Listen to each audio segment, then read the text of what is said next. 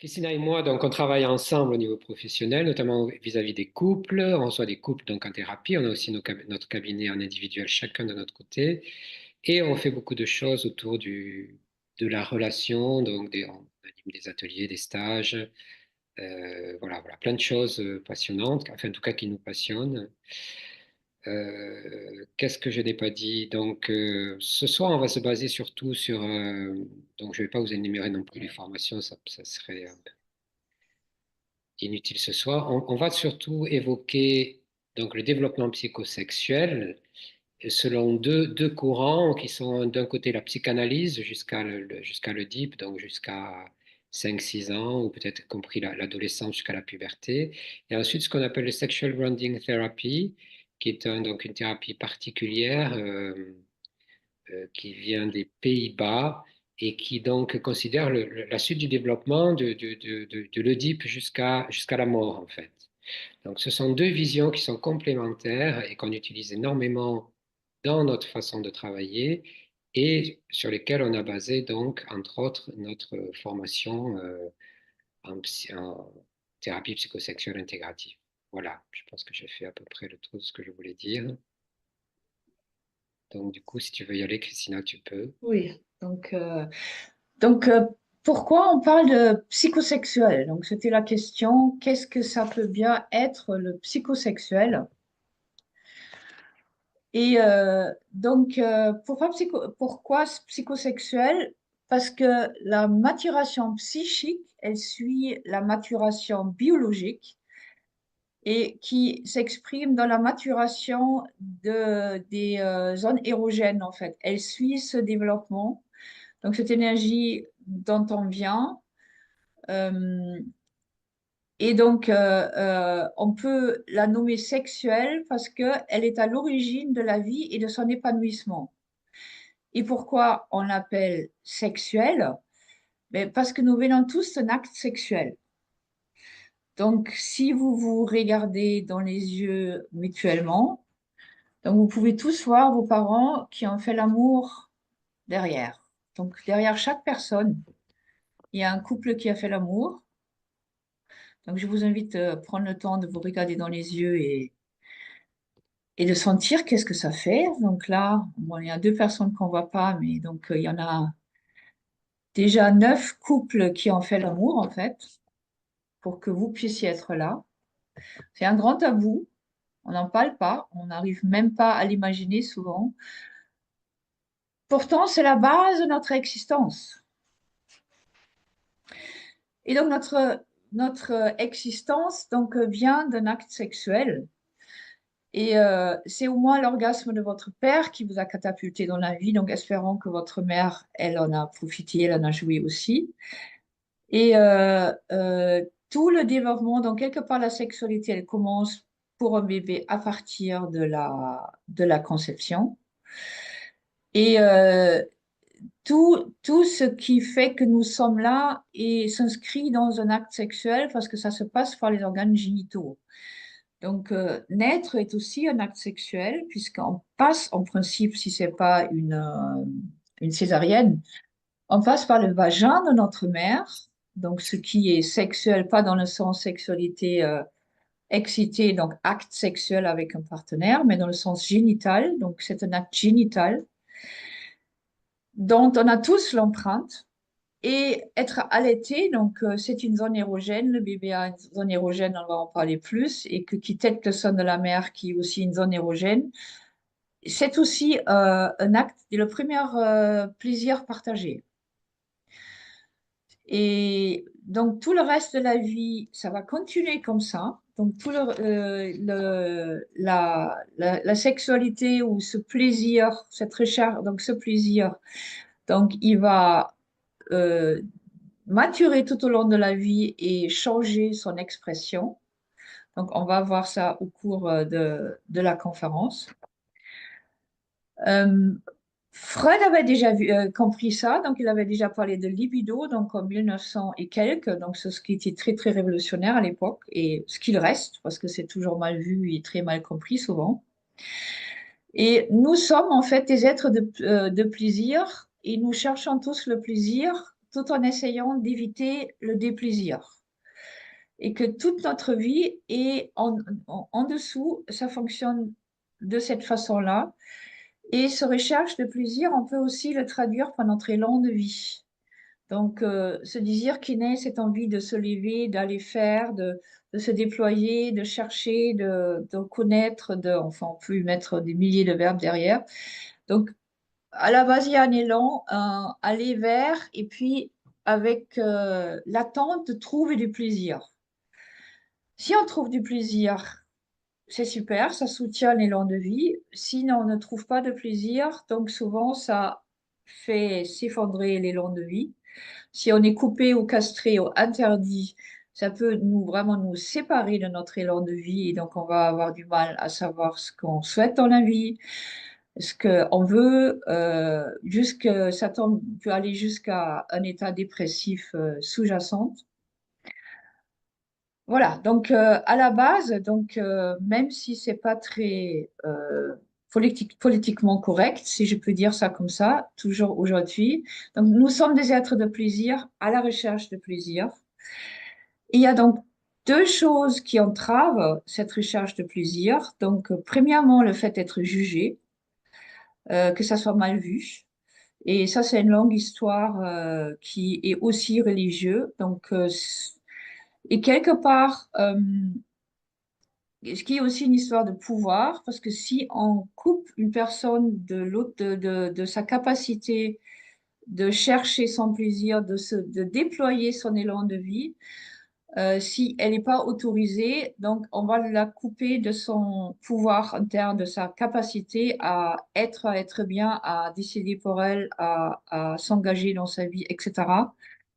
Et c'est quelque chose qui a été utilisé par les religions énormément en condamnant justement l'élan sexuel et en disant c'est uniquement bien si c'est pour la précréation, sinon c'est un péché. Donc on nous racontant que nous sommes donc des pécheurs et que donc il y a le péché originel, donc il y a quelque chose qui est mauvais en nous, justement cette recherche de plaisir qui est pas bon.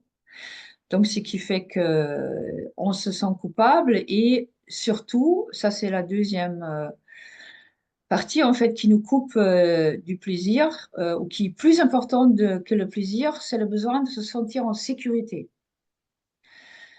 Donc, la sécurité prévaut le plaisir parce que sans sécurité, il n'y a pas de vie. Donc, si pour notre sécurité, c'est nécessaire qu'on renonce à notre plaisir ou on se coupe de notre plaisir, on va le faire. L'enfant va le faire parce que c'est dans l'enfance que ça s'apprend en fait, en principe. Et voilà. Donc, ce sont les premiers.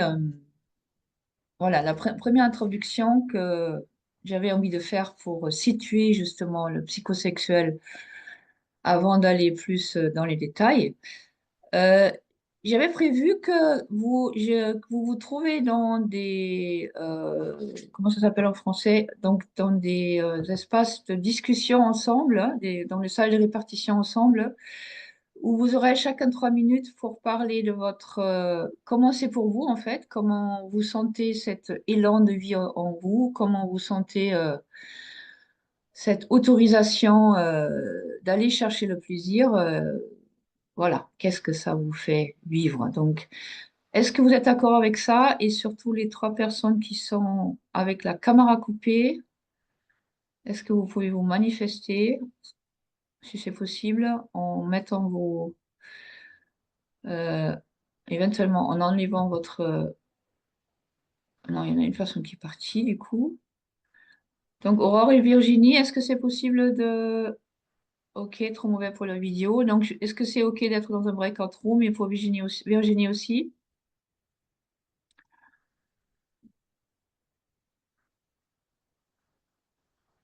Ok, donc ce que je vais faire, donc je vais vous. Est-ce que c'est ok pour vous, pour les autres ou pas?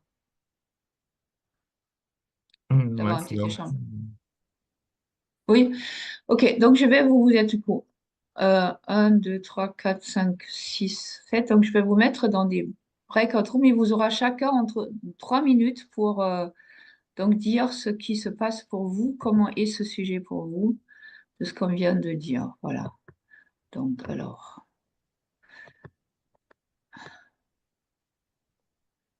Et donc, au bout de 6 minutes, tu vas les récupérer, hein. voilà. Au bout de 6 minutes, je vais le récupérer et après 3 minutes, je vais vous envoyer un petit message pour vous, euh, pour vous dire que vous êtes, donc, que je vous récupère. Donc, Voilà. vous n'avez rien à faire, vous, si ce n'est discuter entre vous, 3 minutes chacun, et ensuite on revient vous chercher, en fait.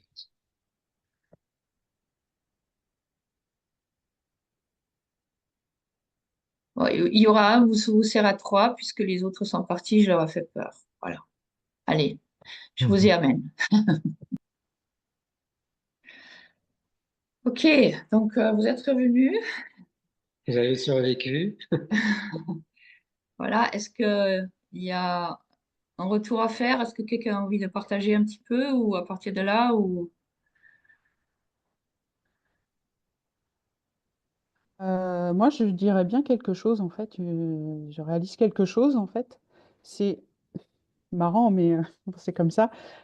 C'est c'est- c'est- c'est de focuser son regard, de regarder la vie à travers la recherche du plaisir, de garder que cette information-là. En fait, je crois que je l'ai intégré sur un autre niveau en me disant, mais oui, en fait, c'est vrai, tout le temps, moi, je vais chercher du plaisir. Et je me rends compte que des fois, je le fais en cachette ou je le fais pleinement ouvert. Et que c'est vraiment d'être conscient de cette dimension-là, en fait. Voilà. Ok, merci Marianne. Effectivement, ça change la façon d'appréhender les choses. Donc, bon, pour ceux qui ne me connaissent pas, donc je suis allemande, parfois je parle un peu bizarre. Philippe, je ne sais pas si tu es au courant, donc voilà. Mais bon, j'espère tout de même quand même d'être d'être compréhensible. Voilà, euh, on va continuer. Ou est-ce que quelqu'un d'autre a encore envie de dire quelque chose? Parce que Philippe, j'ai senti que tu as dit que... Mais comme ton micro est coupé, je n'ai pas entendu. Non, non, je disais juste que je t'entends bien, je te comprends bien. Ok, merci. Et donc, on va aller un peu dans la maturation de, justement, de cette recherche du plaisir, de la maturation psychosexuelle. Et donc, avant de plonger là-dedans, donc dans le voyage que tout être humain fait au cours de sa vie, j'avais envie de vous parler de quatre qualités donc, qui caractérisent le plaisir, en fait, ou la sexualité. Et ces quatre caractéristiques, c'est le premier, ces quatre qualités, le premier, c'est, donc bonjour Claire. Le premier, c'est l'innocence. Donc, cette recherche de plaisir est totalement innocente. C'est un élan donc, qui vient là, qui est naturel et que donc on peut dire que et ça reste comme ça à chaque étape de notre vie et à chaque étape de cette recherche de plaisir et de ce développement psychosexuel. Même dans la sexualité adulte à la base, il y a quelque chose, un élan qui est totalement innocent. C'est animé par une curiosité, donc il y a toujours une curiosité à qu'est-ce qui se passe et comment ça sent et du sensation et donc il y a une curiosité d'exploration derrière, donc qui aussi change de forme et de manifestation à travers les âges. Mais il y a toujours de la curiosité qui amène une excitation, donc une excitation qui est un petit peu de crainte, un petit peu de peur, un petit peu de vulnérabilité, parce que toute cette recherche de plaisir ouvre à la vulnérabilité. Et il y a beaucoup d'oscillations là-dedans, mais peut vraiment se traduire par l'excitation. Et tout ça a besoin de régulation. Donc, cette recherche de plaisir, cette exploration du plaisir, elle a besoin d'avoir un cadre sécurisé où on dit, voilà, ça c'est possible, ça c'est pas possible. Et donc, cette régulation, elle va d'abord, pendant l'enfance, passer par l'extérieur, par les parents. Ensuite, en tant qu'adulte, donc entre 24 et 54 ans environ, elle va se passer dans la relation, par la réaction de l'autre. Donc, si je fais ça, qu'est-ce que ça fait à la relation? Qu'est-ce que ça fait à l'autre et comment est son retour? Et puis, dans la dernière partie de vie, à partir de 54 ans, donc selon le modèle de Willem Poupelius, donc de la sexual grounding thérapie, cette régulation vient de plus en plus de l'intérieur, de quelque chose qui a été intériorisé et que, où, quelque part, on a vraiment, oui, la référence, elle est vraiment intérieure, elle est interne. Voilà, donc j'avais envie de dire ça donc en avant-première. Et Bernard va maintenant vous parler de justement du développement psychosexuel. Alors, on va commencer par le tout début, c'est-à-dire la conception, pour illustrer le fait que le développement, donc l'idée dans le psychosexuel, c'est qu'il y a psycho et sexuel, et donc c'est que les deux sont liés, le développement du psychisme est lié à la sexualité, ce qui paraît totalement, j'imagine, ubuesque quand on n'est pas habitué à cette idée-là. Et pour le rappeler, c'est Freud qui a vraiment déterminé ça. Il était lui-même neurologue, donc il a étudié d'abord le cerveau humain en tant que médecin, et puis il s'est intéressé au développement du psychisme humain, qui est par définition différent du psychisme, enfin, du comportement animal, justement à travers la sexualité. Pourquoi? Parce que le petit être, donc déjà, il est créé par un acte sexuel, Christina vous en a parlé, donc un spermatozoïde qui vient féconder l'ovule, et c'est déjà un acte sexuel.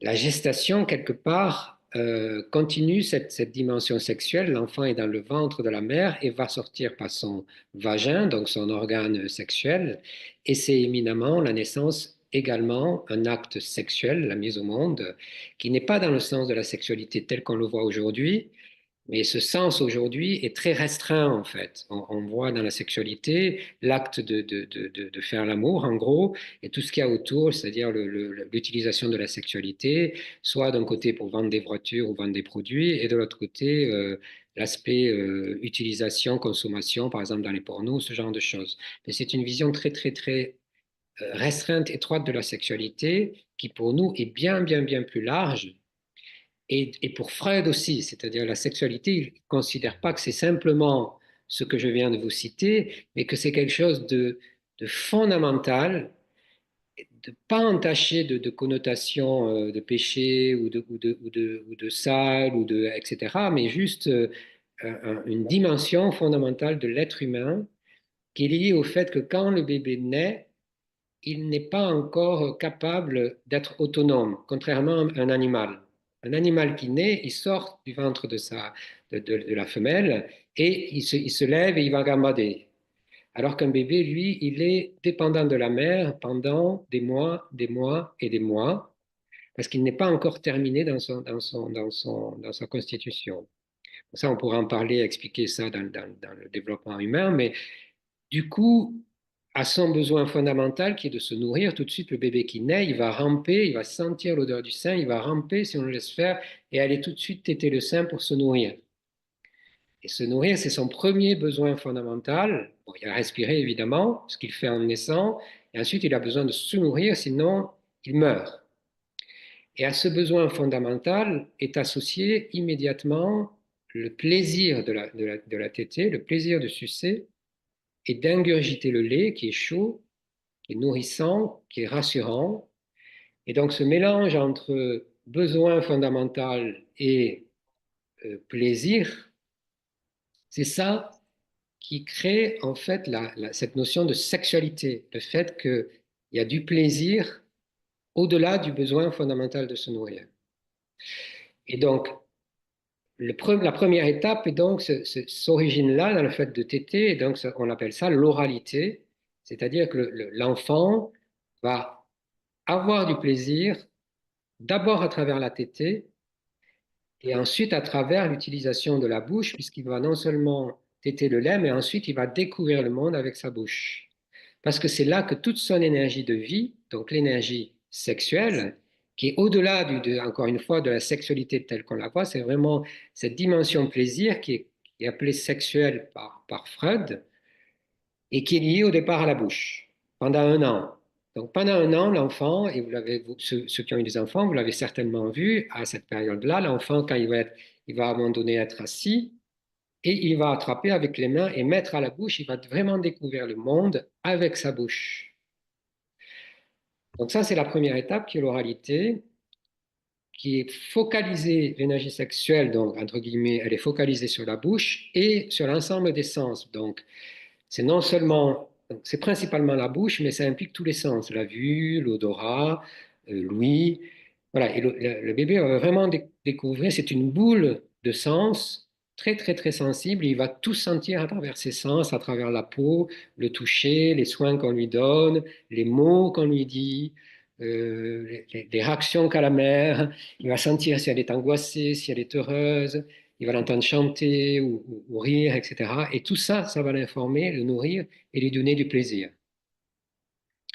Donc tout ça dure 1 an et c'est l'oralité. Je ne sais pas si tu vas rajouter des choses pour illustrer, Christina, je te vois bouger.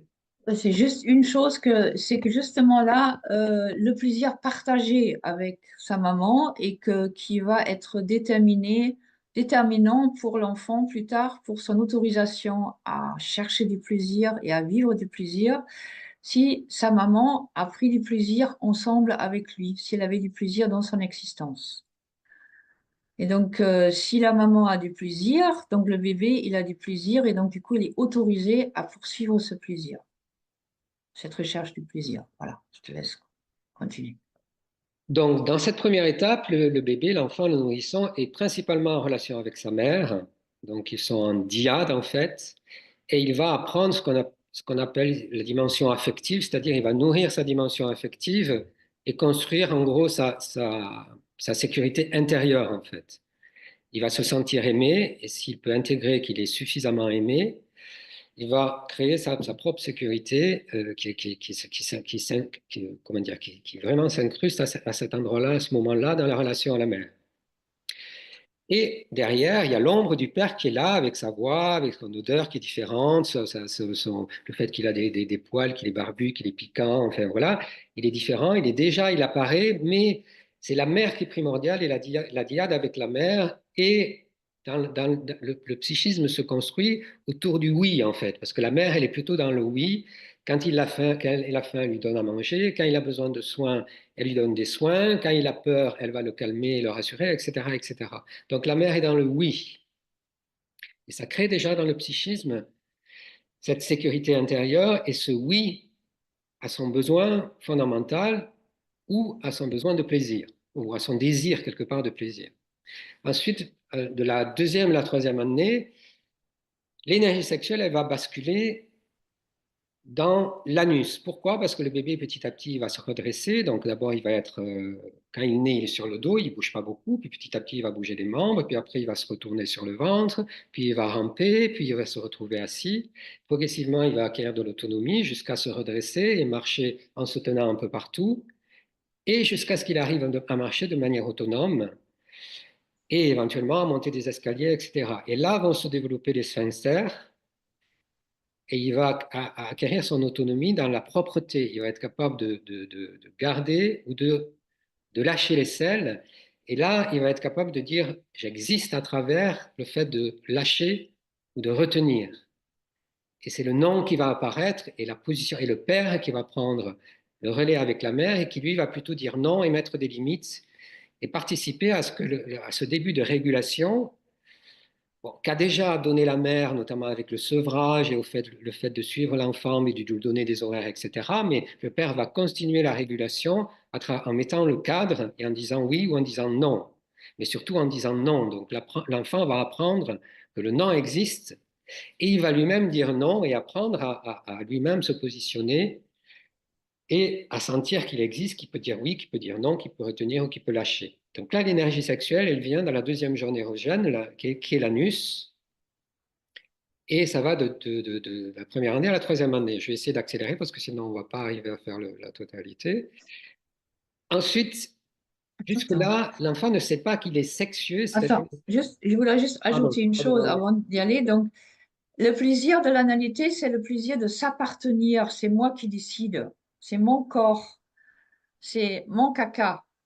Donc, c'est moi qui dis oui, c'est moi qui dis non. Et aussi, le plaisir de transgresser, il vient là aussi. Donc, le plaisir de faire comme je veux, même si les autres ne veulent pas comme ça. Donc, il y a un énorme plaisir dans la transgression. Et que, juste aussi pour dire, tous ces plaisirs qu'il y a, les uns se superposent sur les autres. Donc, même si les zones érogènes basculent, donc les premiers plaisirs sont toujours le soubassement toutes les manifestations du plaisir qui viennent après. Voilà, je te laisse te dans la parole. Alors, ensuite, à 3 ans, arrive la découverte comment dire, de sa différence sexuelle, en fait. Parce que jusque-là, l'enfant ne sait pas, il sait qu'il y a des filles et des garçons, mais il ne sait pas vraiment, il n'a pas la conscience qu'il y a une différence sexuée. C'est-à-dire que les filles ont une petite nounouche, disons, et les garçons un petit zizi. Il le découvre vraiment autour de 3 ans, et c'est une révélation fondamentale qui est liée notamment donc à la vision, à la pulsion scopique, parce que pour le garçon, c'est visible. Il a un pénis, un petit pénis, donc un petit zizi, et il est visible, alors que pour la fille, ce n'est pas vraiment visible. Et donc là aussi, ça construit vraiment une différence fondamentale qu'il est très très important d'intégrer, que ce soit pour le garçon ou pour la fille. Et à cette période-là, donc, l'enfant vraiment, il va se différencier et être donc comme papa avec un zizi, ou comme maman avec une foufounette et avec un vagin, mais qui n'est pas visible et donc, dont il s'agit de parler et dont il s'agit d'intégrer l'existence, alors qu'il n'est pas visible pour l'enfant. Et là, il y a déjà tout un enjeu psychologique et éventuellement ensuite, plus tard, psychique, il y a tout un tas de pathologies ou en tout cas de difficultés qu'on peut trouver autour de cette période-là. Vraiment, le fait d'incarner, le fait qu'on est un garçon ou le fait qu'on est une fille, c'est organique, mais il faut que ça soit incarné aussi au niveau psychique. Ensuite, tu peux peut-être dire quelque chose aussi, Oui, Christian, vas-y. et si c'est accompagné par les parents de façon soutenante, donc si les parents ils ont plaisir à avoir une petite fille ou un petit garçon qui est sexué et qui sont capables de nommer et de dire oui, tu es un petit garçon, tu es un petit zizi, c'est magnifique, je t'aime comme ça. À la petite fille, tu as une petite foufounette, un petit vagin, tu comme maman, je t'aime comme ça. Donc l'enfant, il va avoir du plaisir d'être sexué. Donc il peut donc s'identifier à sa polarité biologique. Et il y a aussi les premières sensations génitales qui s'éveillent à ce moment-là et qu'il y a une espèce d'excitation. Donc les enfants, ils jouent pas mal avec leur sexe. Donc ils ont besoin d'une régulation à ce moment-là, que c'est pas quelque chose qui se fait partout, mais qui a besoin d'intimité, donc où on va vraiment permettre à l'enfant de s'explorer, mais dans un cadre bien défini. Et donc, c'est le premier plaisir d'être, je suis bien comme je suis. Je suis une petite fille ou je suis un petit garçon et je suis aimée avec mon sexe de ce que peu de nous ont reçu, en fait. Je te laisse continuer. Oui, et je ne sais pas si vous l'avez noté, mais Christina parle de sexué et non pas de sexuel. Donc, parce qu'il y a une différence entre la sexualité infantile et la sexualité adulte. Donc là, on est toujours sur la sexualité infantile qu'il faut vraiment différencier de la sexualité adulte. Donc là, on parle d'être sexué, c'est-à-dire d'avoir des organes génitaux, mais il n'est pas encore question de s'en servir, en fait. C'est juste une différence physiologique. Ensuite arrive le complexe d'Oedipe, où l'enfant va être amoureux soit la plupart du temps, je vais aller dans le plus simple, mais la plupart du temps, l'enfant est amoureux du parent du sexe opposé, donc le petit garçon de sa maman, et la petite fille de son papa. Donc quand on dit amoureux, il ne s'agit pas là non plus d'être amoureux sexuellement, c'est-à-dire à travers un acte sexuel, mais c'est plutôt être amoureux en ayant comme ça un élan du cœur pour le parent du père opposé, et en gros de vouloir se marier avec elle ou avec lui, Et dans l'idée de se marier, c'est vraiment l'idée de passer toute sa vie avec lui parce que pour le petit garçon, sa maman, c'est tout, c'est la plus belle, c'est la seule, et voilà. Et donc, il rêve de se marier avec elle, et pour la petite fille, c'est pareil. C'est son papa qui est fort, qui est grand, qui est le merveilleux, le plus beau papa du monde, et le seul homme dans sa vie qu'elle aura. Et donc, ça, c'est le complexe d'Oedipe qu'il va falloir que l'enfant va devoir dépasser, et ça arrive au moment donc où il y a cette découverte des organes sexuels, et donc où l'énergie sexuelle, elle vient au niveau des organes sexuels et qu'il y a cette découverte qu'on est un garçon ou qu'on est une fille. Mais ça reste encore non, comment dire, donc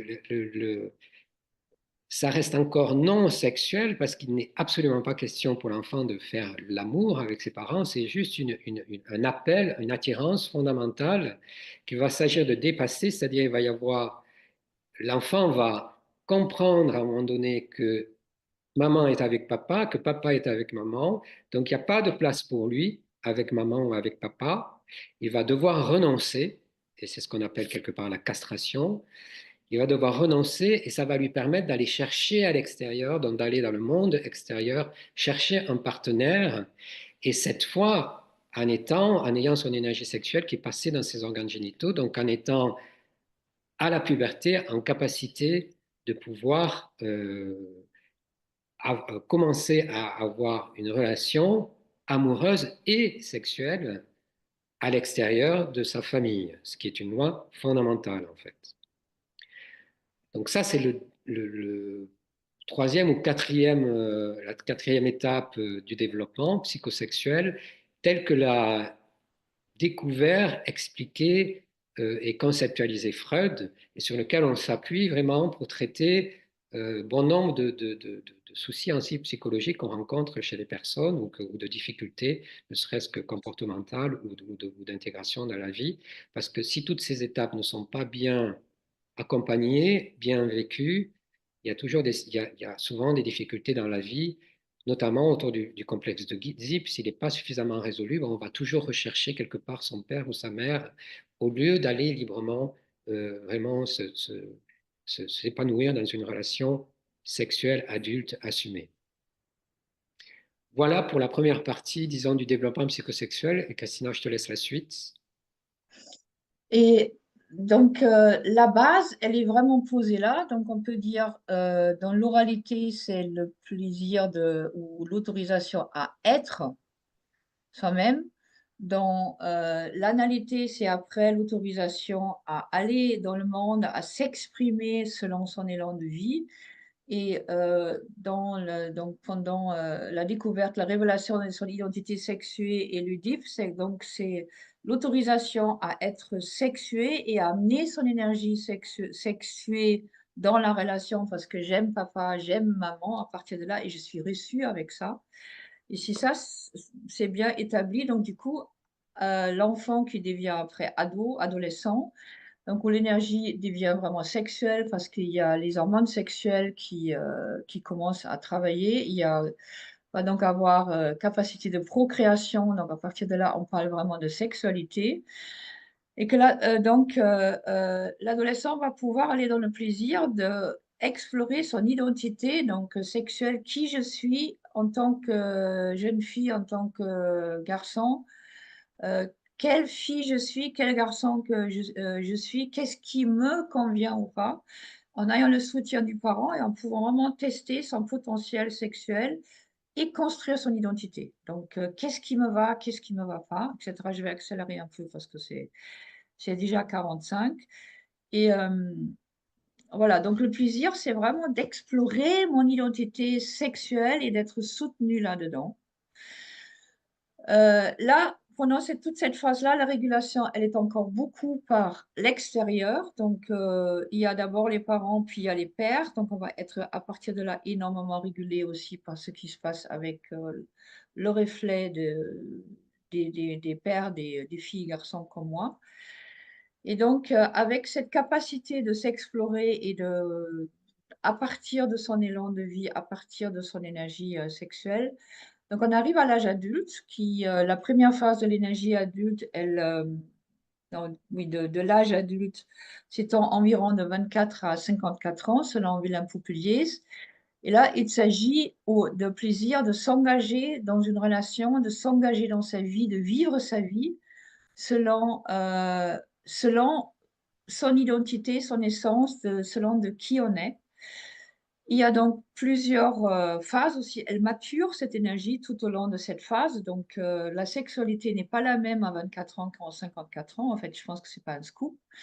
Mais c'est très peu parlé, en fait. C'est très peu expliqué parce que c'est comme si à 54 ans, on regrette souvent de ne plus faire l'amour comme à 24 ans. Mais c'est normal parce qu'on n'est pas au même stade, aux mêmes phases. Et la biologie aussi a changé.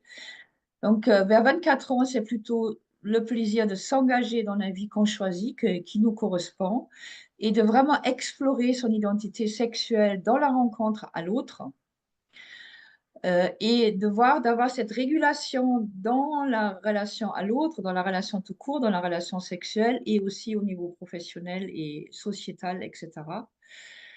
Puis, ça va aller vers le plaisir de co-créer, de vraiment s'engager dans un projet. Ça peut être un couple, des enfants. Donc, le plaisir de co-créer et de procréer et que de voir qu'est-ce qui se passe à partir de là avec ma sexualité et elle va totalement changer dès que l'enfant arrive. Donc, ceux qui ont des enfants, ils ont vécu ça. Déjà en tant que femme, donc le corps change vraiment. Donc, l'enfant passe par là. Donc, la sexualité n'est plus jamais la même. Les sensations sont plus les mêmes. Et il y a aussi quelque chose dans la relation qui change puisque l'enfant est au centre. La mère, elle va tourner beaucoup de son plaisir qu'elle avait avec son partenaire vers l'enfant.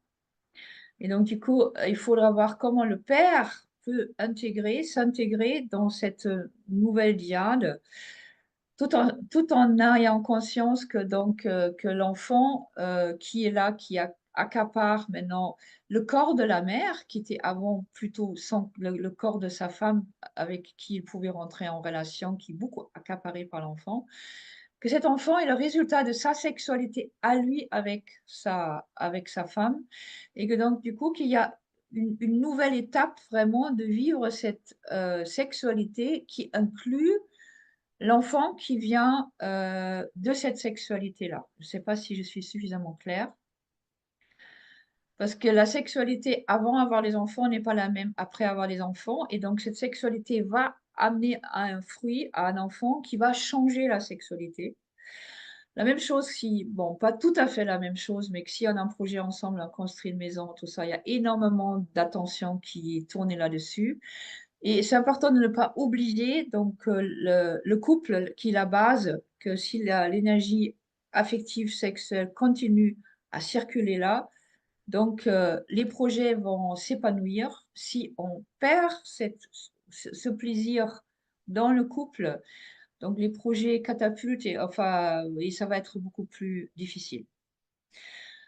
Ensuite, donc, on va encore maturer, donc ça va être le plaisir de plutôt équilibrer entre son féminin et son masculin à partir de la quarantaine, de la mi-quarantaine, parce que les hormones vont changer, c'est encore biologique ce qui se passe.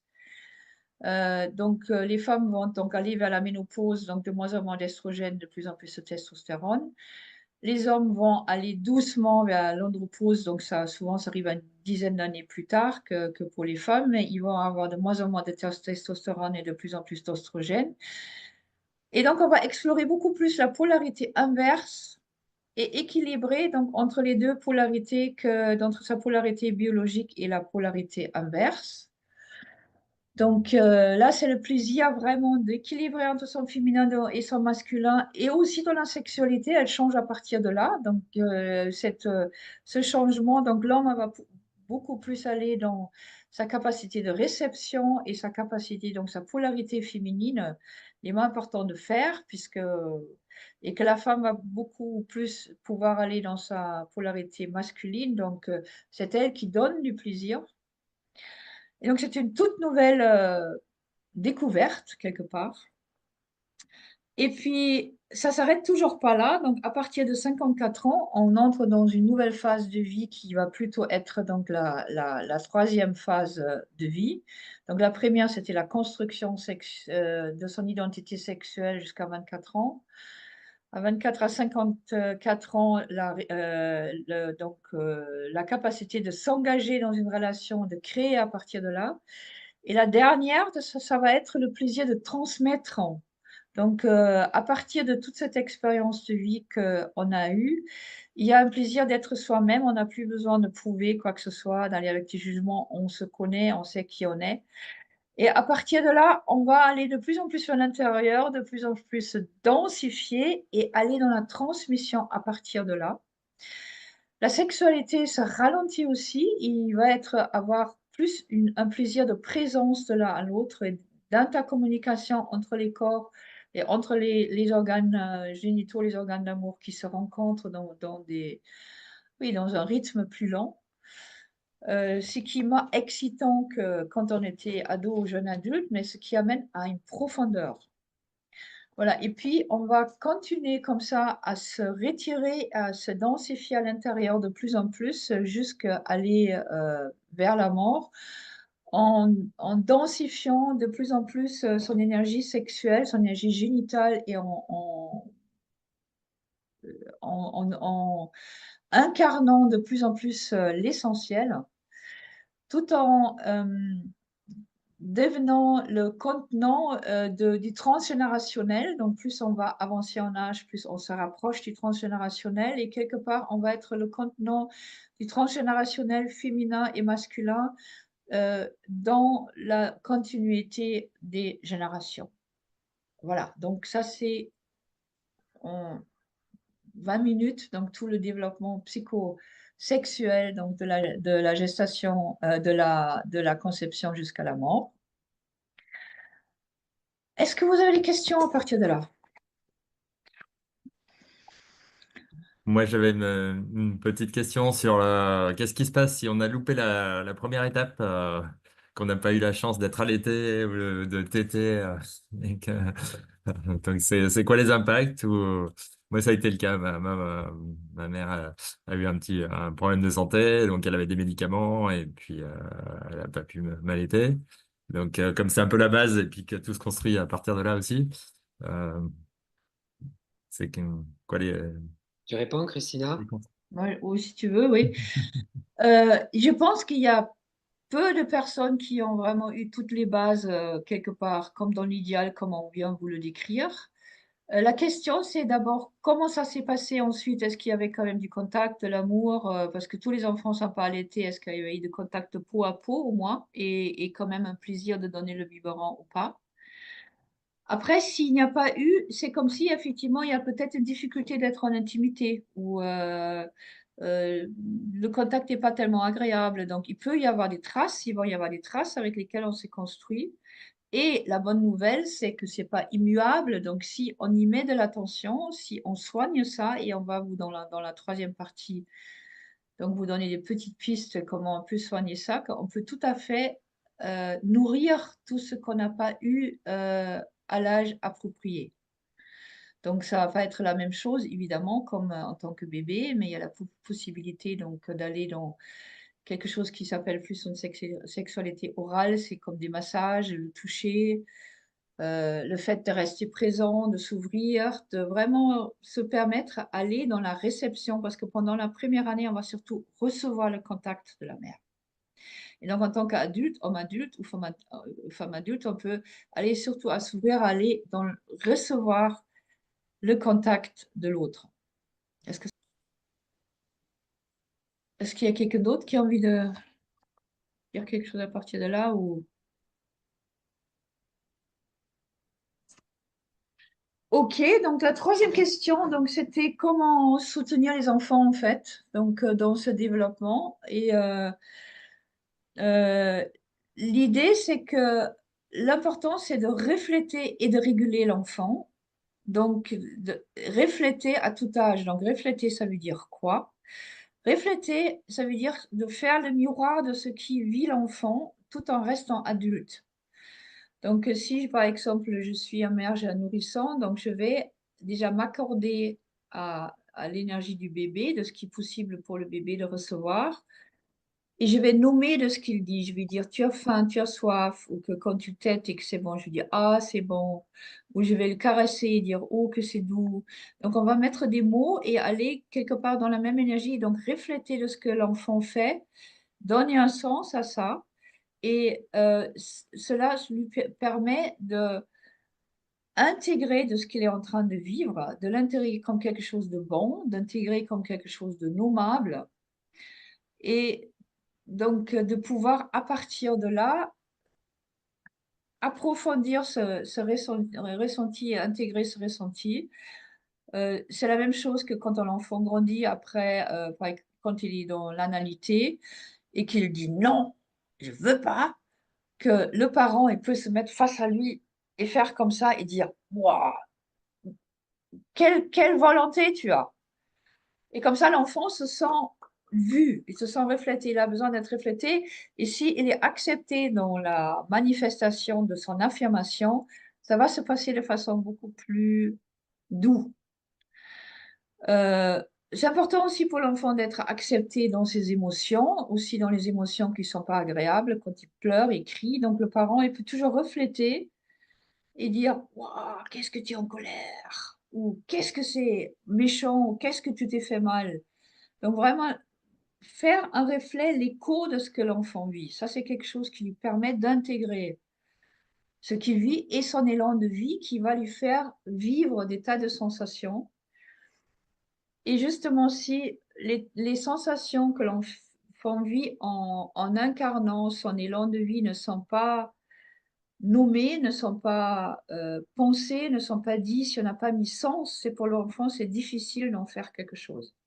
Donc, il va se créer une interprétation avec les réactions des adultes, mais souvent un petit peu insécurisant.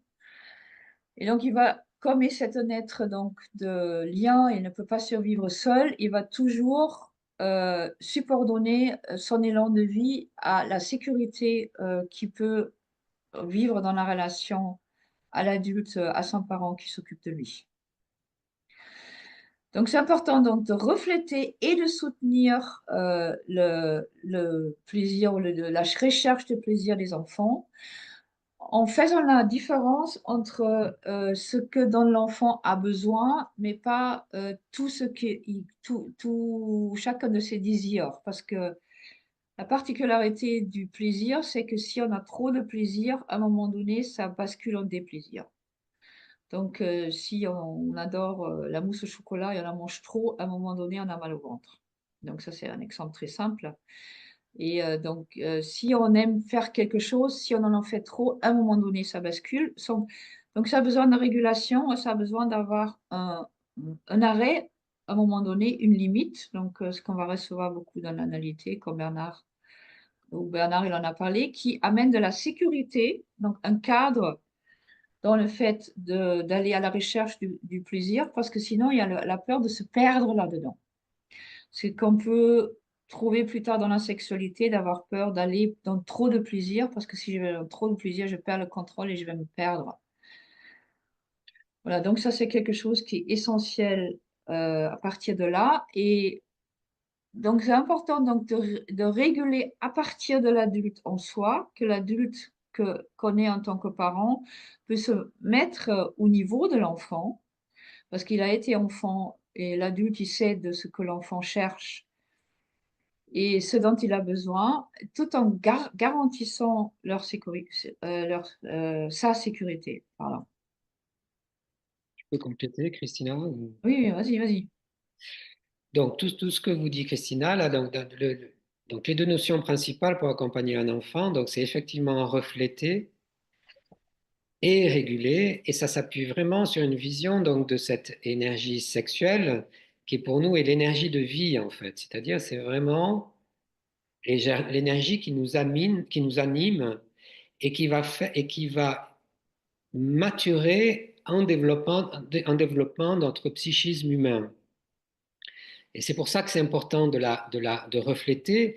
Refléter, ça veut dire que c'est avoir conscience, ce que la plupart des parents ne savent pas, évidemment, puisqu'on n'est pas éduqué là-dessus, mais avoir conscience que c'est une énergie de vie, donc elle a cette dimension sexuelle, et qu'elle construit le psychisme de l'enfant. Et donc, il a besoin vraiment d'être vu, d'être reflété dans son oralité d'abord, comme Christina l'a décrit, d'être reflété après dans son analité, dans le non quand il dit non, tout en étant régulé, reflété et régulé. Et après le DIP, c'est pareil, il a besoin d'être accueilli dans son amour inconditionnel par la maman ou par le papa, selon que c'est un garçon ou une fille. Donc, en même temps accueilli, reflété, je vois que tu m'aimes et oui, je suis ta maman, je suis la plus belle du monde. Par contre, je suis avec papa. Et là, ça va être donc le fait de réguler et d'accompagner l'enfant à faire le deuil, parce qu'à chaque étape d'oralité, d'analité, de l'Oedipe, etc., il y a des deuils à faire pour pouvoir dépasser ce deuil et continuer à maturer psychiquement et à atteindre l'âge adulte, puis après la sagesse de la maturité, puis ensuite comment dire, l'extase de la vieillesse, en fait. Donc, tous ces états-là, cette évolution de l'être humain, d'âge en âge, de période en période, elle s'appuie sur cette maturation, sur cette évolution de notre énergie de vie, qui est éminemment sexuelle, mais au sens large du terme, et non pas tel qu'on l'entend aujourd'hui, simplement dans le rapport, l'idée de faire simplement l'amour, mais vraiment dans une vision beaucoup plus large de cette énergie qui nous amène et qui fait que l'on est passionné, qu'on va construire des cathédrales ou qu'on va déplacer des montagnes, ou voilà, enfin tout ce qu'on peut faire dans notre vie, quelque part, est l'expression de cette énergie de vie qui est l'énergie sexuelle. Et donc ce rapport des parents à l'enfant, il dure toute la vie. C'est-à-dire que même quand on a, admettons, 54 ans, on a besoin d'avoir un reflet et une régulation et un soutien de nos parents qui sont 20 ans ou 25 ans ou 30 ans en avance et qui donc sont passés par ce par quoi on vit et qui sont là pour nous soutenir en fait. Et ça aussi, c'est pas très connu parce qu'on a tendance à se dire on n'a plus besoin des parents, on devient autonome, etc. Et c'est quelque chose qui est fondamental, c'est-à-dire aller chercher toujours le soutien, l'expérience dans le triangle conforme avec nos parents, notre père, notre mère, qui s'est inscrit donc dès l'analité, puisque le père est apparu en plus de la mère, qui s'est vraiment concrétisé dans le DIP, où il a fallu renoncer à ce triangle pour en sortir. Et du coup, en sortant, on le garde quand même derrière nous comme soutien, et ce, toute notre vie. On reste toujours l'enfant de nos parents, et nos parents nous apprennent à vivre et nous apprennent aussi à mourir quand ils partent, c'est-à-dire la façon dont ils partent nous initie à nous-mêmes comment on va pouvoir partir, plutôt en paix ou plutôt en étant en colère et en ayant soit, comment dire, fini tous nos business ou alors en restant dans des choses qui ne sont pas finies. Donc en fonction de la façon dont nos parents partent, ça nous apprend nous-mêmes à comment on va partir à la fin de notre vie. Voilà, je ne sais pas si je suis clair dans cette vision-là. Si vous avez des questions, n'hésitez pas. Et si tu veux rajouter des choses, Christina, vas-y. Hein. S'il n'y a pas de questions, moi je voudrais encore parler de comment soutenir son enfant intérieur, ce qui répond un petit peu à la question de Ludovic aussi, comment faire si on n'a pas eu tout ça et qui a eu tout ça de nous. Donc, ce qui est possible, donc en fait, l'enfant, qu'on a été, s'il n'a pas reçu dont il avait besoin au bon moment, va se manifester à un moment donné dans notre vie adulte. Et quelque part, c'est à chaque fois quand on se sent submergé, quand on a envie de fuir, quand on s'énerve, quand on s'agace, quand on perd ses moyens. Quelque part, c'est cet enfant qui se manifeste. Et de ce qu'on nous apprenons au cours de notre formation, donc c'est soutenir son enfant intérieur, donc c'est-à-dire on va d'abord écouter ce qui se passe en moi, comment je me sens, pourquoi je suis énervée, triste ou enfin activée, de se demander quel âge j'ai environ et qu'est-ce qui se passe pour moi, comment je me sens là. Et à partir de là, de ne pas dire oui, mais c'est pas grave, gna, gna, gna, gna, gna. Souvent, ce qu'on se dit, mais prendre au sérieux de ce qu'on ressent, même si c'est peut-être totalement disproportionné ou on se demande même d'où ça vient ou qu'est-ce que c'est, je comprends rien, mais juste d'écouter le ressenti et à partir de là, de se refléter à soi-même ce ressenti qu'on a et d'apporter le besoin qui, à partir de là, peut-être le besoin de douceur, le besoin de reconnaissance, le besoin d'être écouté, le besoin d'être vu, le besoin d'être soutenu dans ce qui se passe pour soi. Et donc, en quelque part, réguler cet enfant intérieur qui se manifeste et qui prend le dessus en l'écoutant et en lui apportant ce dont il a besoin. Et à partir de là, donc, si l'enfant se sent entendu et que si l'adulte nous dit « Ok, je vais m'en occuper », c'est possible de revenir à son état d'adulte et donc de résoudre la problématique de façon adulte. Donc, je ne sais pas si je suis très claire ou si vous avez envie que je vous donne un exemple, par exemple. C'est clair, Ludovic, pour toi ou pas? Et clair qu'on ne va pas suffisamment, oui. Et donc, et souvent, c'est quelque chose qui fait très peur parce que toutes ces émotions d'enfant, tout ce qu'on n'a pas eu en tant qu'enfant fait souvent très peur. Et donc, la première réaction, comme on est un être de plaisir qui cherche à éviter le déplaisir, donc on va éviter de regarder ça, de rester avec cet état-là, puisque ça amène en premier lieu du déplaisir. Et là, on a besoin de vraiment d'être un bon parent régulateur pour nous, pour nous-mêmes, pour se dire, OK, il y a quelque chose qui ne va pas là et ça a besoin d'attention, et donc de s'apporter l'attention que ça a besoin et d'apporter, de mettre l'énergie que cela a besoin pour suivre l'élan premier, en fait, le besoin premier qui est quelque part toujours d'être vu, reconnu, touché, porté, aimé. Donc, on peut décliner ça de milliers de façons différentes. Voilà. Est-ce que c'est suffisamment clair, Bernard, ou pas? Ce que je dis là. Tu as coupé ton micro, je ne t'entends pas. Je te disais oui, j'espère. Je peux vous donner un petit exemple. Donc, si vous avez envie de fermer les yeux, je vais donc parler à votre enfant intérieur et je vais surtout parler à l'enfant qui va découvrir qu'il est sexué. Donc, il a un petit sexe de garçon, un petit sexe de fille, parce que ça, c'est quelque chose qui souvent a été difficile pour chacun de nous. Donc, je vous invite, si c'est possible, de reconnecter avec l'enfant que vous avez été le plus tôt possible, hein. Donc vers 3, 4, 5, 6 ans environ.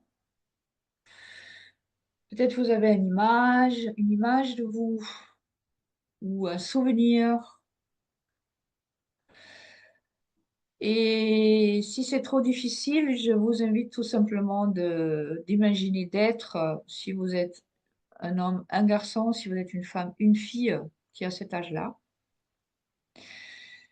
Et donc, qui est en train de faire une découverte extrêmement importante.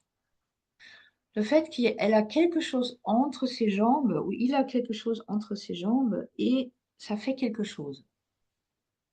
Ça fait des sensations nouvelles, ça fait des sensations bizarres. C'est ouf, excitant, et apparemment, c'est très important parce que c'est à partir de là qu'on dit qu'il y a des filles et des garçons et que le monde se divise en deux. Ce que jusqu'à là, on n'en avait pas vraiment conscience, même si on savait qu'il y avait papa et maman, mais il y a des filles et des garçons, et en principe, on est soit fille, soit garçon. Et donc d'avoir cette chose entre les jambes qui nous met ou pas, déjà de sentir, c'est comment de se mettre en contact avec. Et qu'est-ce que ça vous fait comme sensation dans votre sexe?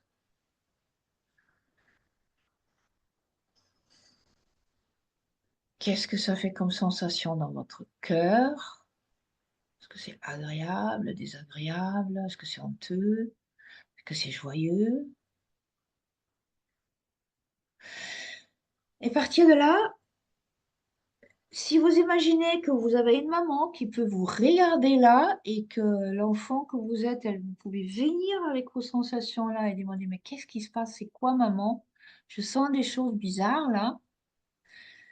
Et maman, elle va dire, ben oui, tu es une petite fille ou un petit garçon, donc soit tu as un petit vagin et tu es comme moi, plus tard tu vas être une femme, soit tu es un petit garçon, tu as un petit zizi comme papa, tu es différent de moi, et plus tard tu vas être un homme comme papa. Et c'est magnifique. Je t'aime comme ça. Juste sentez comment c'est pour l'enfant de recevoir ce regard et ces paroles de votre maman.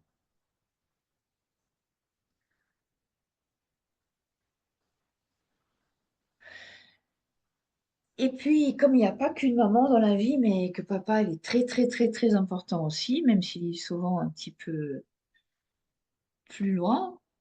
Donc, si papa se joint à la scène, et lui aussi, il peut vous voir là et dire, ben oui, tu as un petit sexe, tu es soit une petite fille avec un petit vagin, comme maman, comme ta maman plus tard, tu seras une femme, ou alors tu es un petit garçon comme moi, tu es un zizi comme moi j'en ai un comme toi, un peu plus gros, mais grand, mais le tien va grandir aussi, et plus tard tu vas être un homme comme moi. Et là, vous êtes là devant maman et papa qui vous regardent tous les deux, qui peuvent vous voir avec vos yeux, votre corps d'enfant entier, votre petit cœur et votre petit sexe, et qui vous reconnaissent tel que vous êtes. Et en plus, ils sont contents, ça leur fait plaisir, ils sont fiers de vous.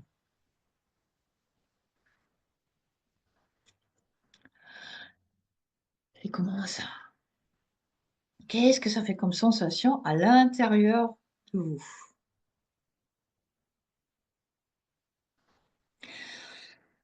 Et puis, je vous invite de revenir à votre état adulte à partir de là, donc d'homme et de femme, et juste sentir comment ça, qu'est-ce que ça fait à l'intérieur de l'adulte que vous êtes, d'avoir eu ces paroles qui se sont adressées à l'enfant que vous avez été, mais quelque part qui a laissé des traces dans l'adulte que vous êtes aujourd'hui.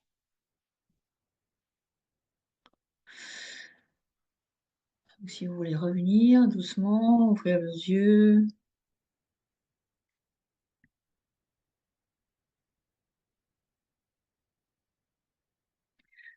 Et peut-être faire un petit feedback à partir de là. Ça a été comment pour vous?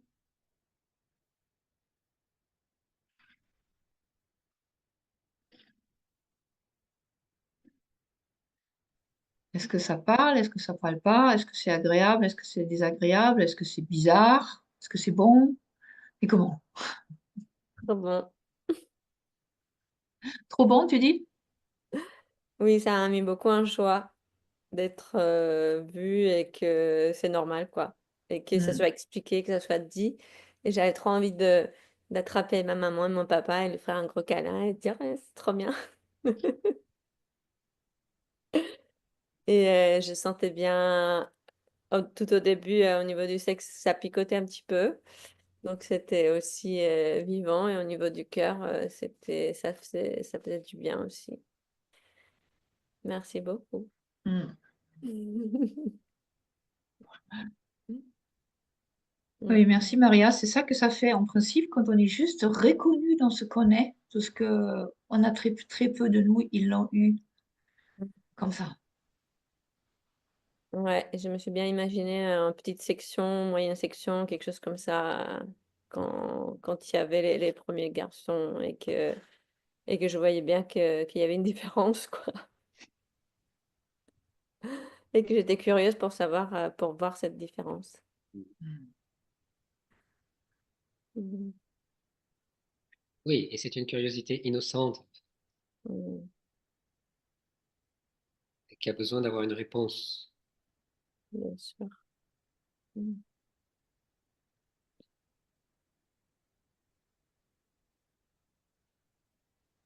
Ok, quelqu'un d'autre?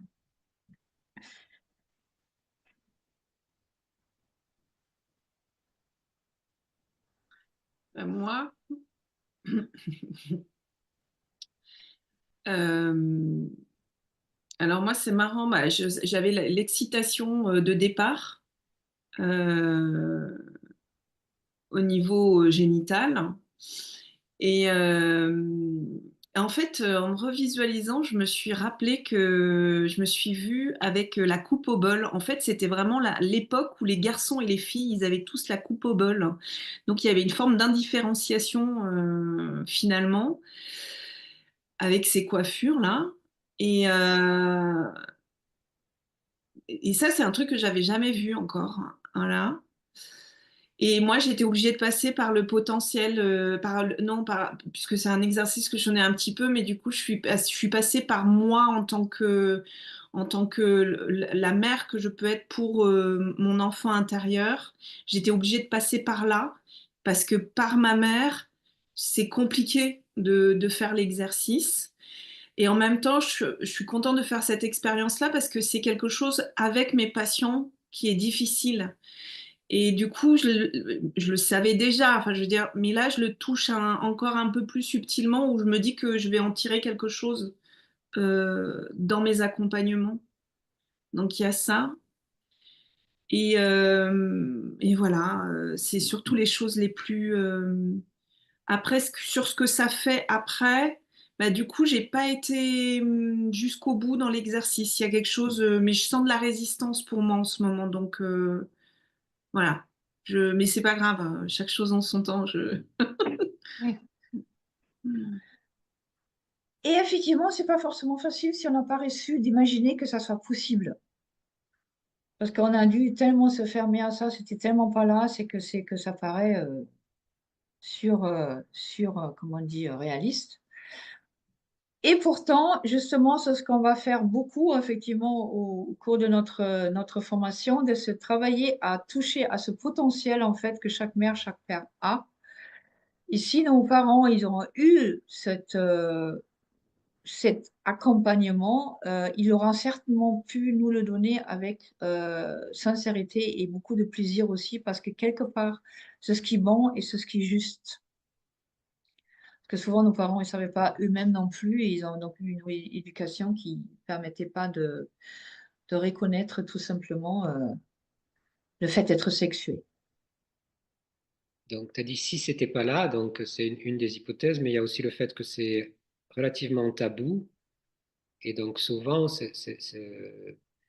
non seulement c'est pas là, mais c'est tabou, c'est-à-dire tout ce qui tourne autour des organes génitaux, même pour les enfants, c'est ignoré en fait. Et c'est là que le miroir n'est pas fait, parce que si c'est ignoré, pas nommé, ou sous-entendu que c'est sale, ou voilà, ou que ça marque la sexualité de l'enfant, qui n'est pas encore sexuelle, mais ça le marque à cet endroit-là, et ça l'empêche de ressentir cette excitation qui est innocente en fait, et qui a besoin d'être nommée, comme l'a dit Christina, en se mettant au niveau de l'enfant, c'est-à-dire il ne s'agit pas de projeter la sexualité. L'enjeu, c'est de ne pas projeter la sexualité adulte sur l'enfant, parce qu'elle est différente.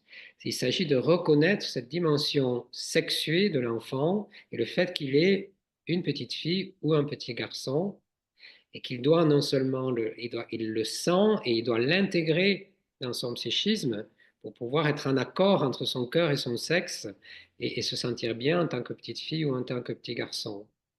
Et donc, c'est fondamental, en fait, de se mettre au niveau de l'enfant et de parler de qui il est en incluant ses organes génitaux, en incluant donc sa sexualité, mais qui est infantile et non pas adulte.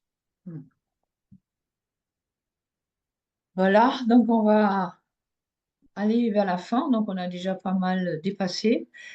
Et justement, ce qui est important donc pour nous, pour moi et Bernard, c'est vraiment de rétablir cette innocence qui est dans l'élan psychosexuel, qu'il soit au niveau de l'enfant ou au niveau de l'adulte, que c'est l'expression de notre essence, l'expression de qui nous sommes et voilà, et de la sortir du coin glauque où ça a été mis pour qu'on puisse vraiment être aligné entre sexe, cœur et esprit pour le bien-être de nous et de tous les autres. Parce que c'est à partir de cet alignement qu'on peut vivre notre vie de façon juste.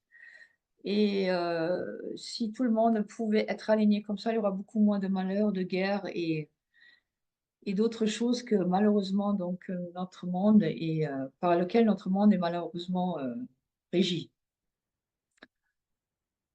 Voilà, donc on parle rapidement. Donc, si vous avez envie, donc notamment ceux qui connaissent pas, parce qu'il y en a quelques-uns qui nous connaissent très bien. Donc, on va faire une journée d'introduction donc à la thérapie psychosexuelle intégrative le 24 novembre, donc à Grenoble, où on peut explorer vraiment explorer cela, voir de quoi l'enfant intérieur a besoin comme soutien, où ça a besoin d'être nourri, qu'est-ce qui se passe pour soi-même. On fait aussi un week-end d'introduction le 1er de février en résidentiel, où ça va être une introduction vraiment dans la formation un peu plus globale, donc de façon expérientielle, parce qu'on travaille beaucoup avec le corps et beaucoup avec l'expérience. On enseigne par l'expérience, d'abord l'expérience et ensuite on met du sens là-dessus par un enseignement théorique et pratique. Et il y aura encore 2 autres conférences, donc vous trouvez tous les détails sur notre site. Est-ce que tu veux dire quelque chose sur notre formation ou pas? Non, tu as tout dit. Enfin, tu as dit le principal. Ouais, ouais. Donc, juste pour donc, rappeler la formation, elle se fait en 4 cycles. Le premier cycle, il est de 4 modules et que c'est donc l'introduction dans la thérapie psychosexuelle intégrative où on va appréhender tout avec quoi on travaille. Ensuite, on va faire le voyage de la conception jusqu'à la mort dans 12 cycles. Donc, on va traverser tout ce devenir, toujours donc chaque étape dans 2 modules. Un premier module expérientiel où on va vraiment passer par l'expérience. Donc, on va être nourri dans notre besoin d'enfant. Et puis, un deuxième module où il y aura de la théorie et des exercices pratiques pour pouvoir soi-même apprendre à accompagner les gens. Mais ça peut être aussi à vocation uniquement de travail personnel, donc de transformation thérapeutique personnelle. Et puis le 4e cycle qui va, si on a envie d'utiliser ça au niveau professionnel, soit de devenir psychopraticien, donc on forme surtout des psychopraticiens, soit aussi de trouver une autre voie d'application. Donc le 4e cycle est pour les personnes qui souhaitent utiliser ça au niveau professionnel. Voilà. Tout dit ou tu veux ajouter quelque chose, Bernard? J'ai un peu mélangé les cycles et les modules. Donc, pour repréciser, il y a 4 cycles. Et, et- et donc, il y a 4 modules dans le premier. Le premier cycle est destiné à découvrir et on peut faire que celui-là. Et comme ça, il y a le temps de découvrir dans sa totalité un petit peu comment on travaille. Après, il y a les 2 autres cycles qui sont le cœur de la formation et qui sont vraiment donc 8 et 6 modules, ce qui fait 14 au total. Et donc, ils sont divisés en 7 expérientiels et 7 théoriques. Donc, à chaque fois, il y a un expérientiel d'abord et un théorique ensuite. Et ce cœur de la formation, il suit ce qu'on vous a décrit là, c'est-à-dire le développement psychosexuel. Et ensuite, donc, un dernier cycle où il y a 4 modules à nouveau. Donc, 4 cycles et 22 modules au total si on va jusqu'au bout. Pour être Voilà. précis entre cycle et module. Voilà, c'est tout ce que je peux rajouter. Voilà. Donc, merci pour ta structuration masculine. Voilà. Donc, je ne sais pas si vous avez envie de dire quelque chose, si vous avez une question.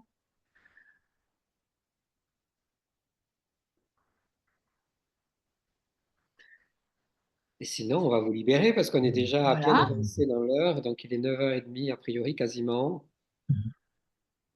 Je voulais vous remercier. C'est la curiosité qui m'a amené là. Et puis, le fait d'apprendre des choses, ou de prendre conscience de certaines choses, c'est super intéressant. Donc, ça serait Ouais. voilà, à voir pour la suite. Ok, merci Ludovic d'être venu. Et donc, comme j'ai déjà dit, donc tu vas avoir le replay si tu as envie de pouvoir. Donc, comme ça, tous, vous allez avoir le replay et vous pouvez réécouter si vous avez envie. Merci pour votre présence à tous. J'ai une Oui, question. oui. Est-ce que vous intervenez à Lyon aussi des fois avec le sexual grounding Oui, enfin, ça dépend pour les sous-groupes, tu veux dire, ou pour quoi? Je sais pas, parce qu'une fois j'ai vu quelque chose passer il y a pas longtemps, comme quoi il y avait un week-end où Il y a des c'est week-ends Il y a- d'intro et il y a des sous-groupes. Alors, donc, c'est ça Alors, il y comme avait le week-end d'intro que j'avais mis dans la pub. Donc, dans le week-end d'intro qu'on avait dit, il est possible qu'on soit là en tant que. Parce que nous, on est thérapeute sexual grounding et on est en train d'être formé en tant que trainer. ok. Donc, on va assister. Donc, il se peut qu'on assiste à des week-ends d'introduction. On va assister aussi à la prochaine formation sexual grounding. Et on va guider des sous-groupes. Donc, parce qu'il faut faire des sous-groupes entre chaque module et que c'est nous qui allons mener les sous-groupes et faire les process dans les sous-groupes. Entre autres, on n'est peut-être pas les seuls, mais c'est possible de travailler avec nous. Ok, Voilà, merci.